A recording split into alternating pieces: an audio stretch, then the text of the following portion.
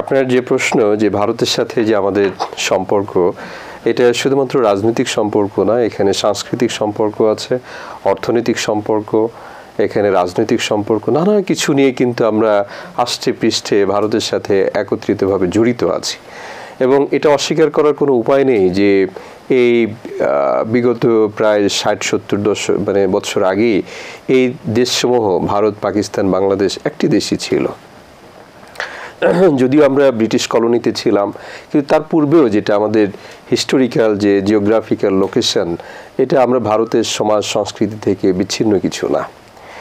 এখন বর্তমানে যে ধারাবাহিকতা, এখানে এমন একটা পর্যায়ে উপস্থিত হয়েছি আমরা যে ১৯৪৭ সাল এটাকে অস্বীকার করার উপায় নেই, ১৯৭১ সাল এটাকে অস্বীকার করার উপায় নেই।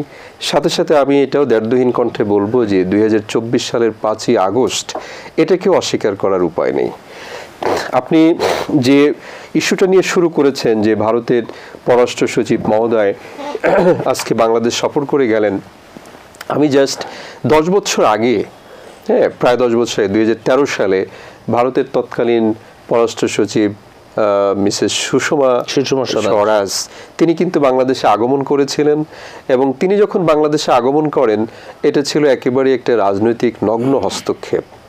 আজকে বাংলাদেশের যে রাজনৈতিক অবস্থা, শুধু না, এই জাতীয় ইতিহাসে যত ধরনের অধপতন হয়েছে, এখানে প্রাতিষ্ঠানিক দলীয়করণ হয়েছে, আপনার প্রতিষ্ঠানসমূহ ধ্বংস হয়েছে, এ সমস্ত কিছু কিন্তু আসলে এই বিগত সরকারের যে একটা দীর্ঘ লিগ্যাসি ব্যাকড বাই ইন্ডিয়া, এবং সেটা শুরু হয়েছিল কিন্তু ২০০৮ সালের যে নির্বাচনটা ছিল সেটা নিয়ে কিন্তু খুব বেশি কথাবার্তা হয় না। কিন্তু ১৪ সালের নির্বাচনে যখন এই সুষমা স্বরাজ আসলেন এবং তৎকালীন জাতীয় পার্টির চেয়ারম্যান জনাব হুসেইন মোহাম্মদ এরশাদ তাকে যখন জোর করে সিএমএইচে ভর্তিকালীন অবস্থায় তার কাছ থেকে যে ধরনের আচরণ করে তাকে নির্বাচনে পার্টিসিপেট করানোর জন্য চাপ দেওয়া হয়েছিল, সেখান থেকে কিন্তু আওয়ামী লিগ্যাসি অথবা এই যে শেখ হাসিনা রিজিমের যে দুঃশাসন, সেটা কিন্তু আসলে বেগবান হয়েছিল। কিন্তু সুষমা স্বরাজের সেই বাংলাদেশে আগমন, সেখান থেকে আজকে যদি আপনি এই বিক্রম মিস্ত্রির যে আগমনটা দেখেন, একেবারে আকাশ পাতাল কিন্তু পার্থক্য আমরা দেখতে পাই।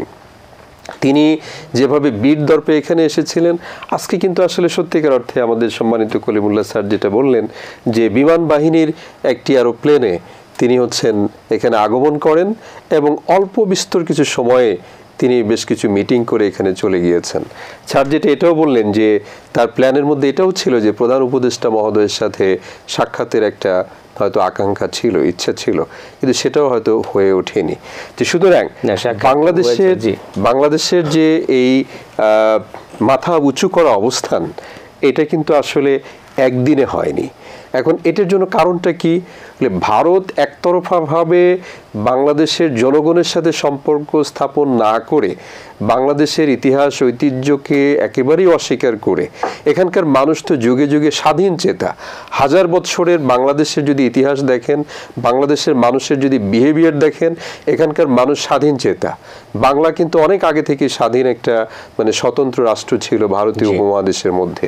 তো সুতরাং এখানকার এই রাজনৈতিক বাস্তবতাটাকে ভারত অস্বীকার করতে চেয়েছে, এখানে তাদের অর্থনৈতিক প্রেশার চাপিয়ে দিতে চেয়েছে, তাদের রাজনৈতিক লিগ্যাসি চাপিয়ে দিতে চেয়েছে, তাদের সাংস্কৃতিক আগ্রাসন, এ সমস্ত কিছু নিয়ে আজকে তাদের যে অবস্থা এবং তাদের যে প্রধান দল এখানে সাপোর্ট করেছে, তাদের যে সরকার ছিল, তারা আজকে কিন্তু স্বৈরশাসক উপাধি পেয়েছে এবং তারা পতিত শাসক হিসেবে এখান থেকে চলে যেতে বাধ্য হয়েছে। এখন আপনি যেটা অবতারণা করেছেন যে আমাদের অর্থনীতিতে ভারতের যে প্রভাব, এটা অস্বীকার করার উপায় নেই। যেহেতু ৪৭ পূর্ববর্তী সময়ে আমরা একই দেশের অঙ্গীভূত ছিলাম, বাংলা যেহেতু অবিভক্ত ছিল, সুতরাং বিশেষ করে পশ্চিম বাংলার সাথে আমাদের যেটা সেবা বলেন, আমাদের যেটা পণ্য বলেন, এ সমস্ত কিছুর কিন্তু অঙ্গাঙ্গিভাবে জড়িত। ভারতের একজন প্রকাশক সে যখন বই ছাপায়, সে কিন্তু শুধুমাত্র ভারতের রিডারদের জন্য ছাপায় না। বাংলাদেশে যারা এখানে, আমরা নিজেরাও তো শরৎচন্দ্রের ভক্ত, রবীন্দ্রনাথের বই পড়িতে আমরা বড় হই বা হয়েছি, কাজী নজরুল ইসলামের বই পড়ি, হ্যাঁ, আমরা হয়তো বুদ্ধদেব বসু, তাদের আমরা কিন্তু এখানে পড়াশোনা বই পড়ি, সাহিত্য সংস্কৃতি এগুলো আমরা পড়ি। সুতরাং সেটা যদি সত্যি, সাথে সাথে এখানে আমাদের অনেক কিছু আমদানি করতে হয়। ভারত যেহেতু নিকটবর্তী প্রতিবেশী, সুতরাং এখান থেকে আমদানি করতে আমাদের আমদানি খরচও কম, এবং হচ্ছে তাদের সংস্কৃতির সাথে যেহেতু আমাদের মিল আছে। যেমন ধরেন আমি যদি চায়না থেকে পেঁয়াজ আমদানি করি, ওদের পেঁয়াজগুলো একটু মিষ্টি হয়, সুতরাং বাংলাদেশের মানুষ ঘরে ঘরে এই পেঁয়াজটা হয়তো খুব বেশি সমাদরে গৃহীত হবে না। আমরা ভারতের পেঁয়াজ চাই, ভারত থেকে মরিচ, ভারত থেকে অন্যান্য যে খাদ্য সামগ্রী আছে এগুলো হয়তো আমরা চাই। এখন এর অর্থ এই নয় যে বাংলাদেশ ভারতের দাসত্ব স্বীকার করবে। এটা তো হচ্ছে আমরা টাকা দিয়ে কিনে নেই, আমরা ডলারে পেমেন্ট করি। এখানে হচ্ছে তাদের সাথে আমাদের বাণিজ্য ঘাটতি যেটা, এটা প্রতি বছর 10 বিলিয়নের কাছাকাছি। ভারতের অনেক মানুষ আছে তারা কিন্তু এখানে হাই অফিসিয়াল হিসেবে চাকরি করে, গার্মেন্টস শিল্পগুলোতে তারা চাকরি করে। আপনি ব্যাংক, বিমা বলেন, ইভেন বাংলাদেশ ব্যাংকের সফটওয়্যার, যে সফটওয়্যার হ্যাক করে 2016 সালে এটা আপনার ডলার মানে কারচুপি হলো, ডলার এখান থেকে চুরি হলো, রিজার্ভ চুরির যে ঘটনা, সেখানে সফটওয়্যার ম্যানেজমেন্টের দায়িত্ব ছিল কিন্তু ভারতীয় কোম্পানি। এখন আপনি বাংলাদেশে বাণিজ্যিক ব্যাংকগুলো বলেন, তারপরে হচ্ছে ইন্স্যুরেন্স কোম্পানিগুলো বলেন, অপরাপর প্রতিষ্ঠানগুলো বলেন, এই সফটওয়্যার মেইনটেন্যান্সগুলো কিন্তু তারা আসলে করে থাকে। এখন আমার কথা হচ্ছে, ভারত আমাদের উপরে ডিপেন্ডেন্ট নাকি আমরা ভারতের উপর ডিপেন্ডেন্ট? এখানে কিন্তু আসলে উভয়ের উপরে ডিপেন্ডেন্ট। আমরা যদি আজকে সিদ্ধান্ত নেই যে ভারতের যারা এখানে চাকরি করে তারা এখানে চাকরি করতে পারবে না, তাহলে এটা আমাদের জন্য ক্ষতির কারণ হবে। কারণ এই শূন্যস্থানগুলো গ্যাপ করতে, মানে পূরণ করতে, দক্ষ জনশক্তি তৈরি করতে আমাদের সময় লাগবে।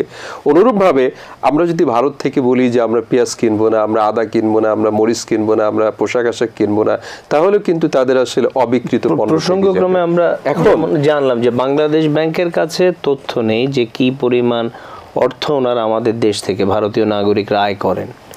এইটা ঠিকই বলেছেন। এটা আসলে এই নিকট অতীতে যেটা হয়েছে যে ভারত, আমার কাছে যেটা মনে হয় যে এরকম কিন্তু তাদের রাজনৈতিক নেতৃবর্গের কথায় কিন্তু এটাই প্রকাশিত হতো যে এটা একটা অঙ্গরাজ্য। আমাদের তৎকালীন যিনি প্রধানমন্ত্রী ছিলেন, আপনার মনে থাকবে যে তিনি ভারতে একটা অনুষ্ঠানে গিয়েছিলেন, তাকে মুখ্যমন্ত্রী হিসেবে পরিচয় করে দেওয়া হয়েছিল একটা সময়, নিশ্চয়ই আমরা ভুলি নাই। প্লাস হচ্ছে নিকট অতীতে যে রাজনৈতিক ব্যক্তিবর্গ তাদের যে কথাবার্তা ছিল, এরকমও শুনেছি স্বামী স্ত্রীর মতো সম্পর্ক, ঘরে বাইরে ঝগড়া হতে পারে, এই ধরনের কথাবার্তা। তো সুতরাং এই যে ভারত আমাদেরকে কি মনে করতো, তার চেয়ে বড় কথা ছিল আমাদের এই অতীত সরকারের যে এক ধরনের দাসত্ব মনোবৃত্তি ছিল, এ কারণে তারা সঠিকভাবে হিসাব নিকাশ পর্যন্ত রাখতে তারা হচ্ছে ব্যর্থ হয়েছে। আমার কাছে মনে হয় এটা খুবই দুঃখজনক ঘটনা যে বাংলাদেশের যে কষ্টার্জিত উপার্জিত অর্থ, যারা হচ্ছে আমাদের এই প্রবাসী শ্রমিক ভাই বোনেরা বিভিন্ন দেশে উপার্জন করে থাকে, তারা নিরলস পরিশ্রম করে যে অর্থ রেমিটেন্স হিসেবে আমাদের দেশে প্রেরণ করে, তার একটা উল্লেখযোগ্য অংশ, সিংহভাগ এই ভারতের জনশক্তি বাংলাদেশে কাজ করার মাধ্যমে, বিভিন্ন সফটওয়্যার প্রযুক্তি প্রতিষ্ঠানের সেবাদানের মাধ্যমে, এবং হচ্ছে মোবাইল কোম্পানির মাধ্যমে, মোবাইল ফাইন্যান্সিয়াল সার্ভিসের মাধ্যমে, পর্যটনের মাধ্যমে এখান থেকে কিন্তু নিয়ে যাচ্ছে। আমার মনে হয় এইগুলো সমস্ত ব্যাপারে শুধুমাত্র রাজনৈতিক রূপরেখা সংস্কার করলেই হবে না, ভারতের সাথে অর্থনৈতিক সম্পর্কের গুণগত মান, যেটা হচ্ছে উইন উইন সিচুয়েশন, সেই লক্ষ্যে আমাদেরকে আগাতে হবে। এই জন্য আমাদেরকে বিস্তর স্টাডি করা দরকার এবং এখনই সময়টা শুরু করার জন্য।